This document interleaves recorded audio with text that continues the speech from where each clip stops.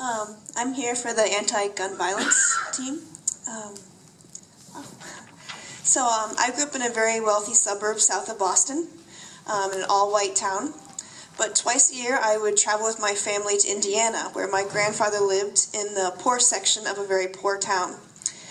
And I loved it there, until one day I was playing with his favorite chair. We weren't supposed to touch it or sit on it, but being a child I had to. And I lifted up the cushion, and there was a gun there. And I remember I looked to my papa, I said, "Papa, why do you have a gun here?" And he looked at me and he said, "There are dangerous people out there, and they want to hurt you, and I don't want you to get hurt." I don't think I slept that night, or for the rest of the week I was there. I was terrified that men and women and people were going to come in and kill us all, and that my grandfather wasn't going to get to the gun in time, or that the gun wouldn't work. I carried that fear for most of my life. And when I heard about Jorge being shot and the children and adults in Newtown, I felt like that kid again.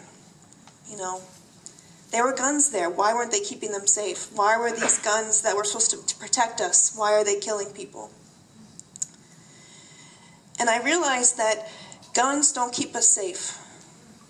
You know, if people had ran into my grandfather's house, if they wanted to kill me, I probably would have died.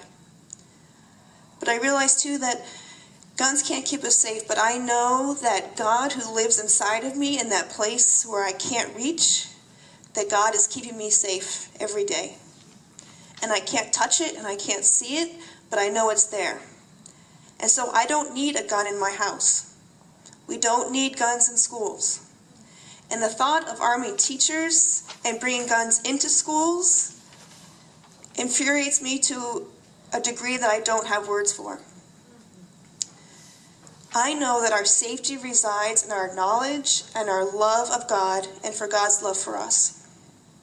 So will you please join me in sharing the message that God's love is stronger than guns, is stronger than violence, and is stronger than death.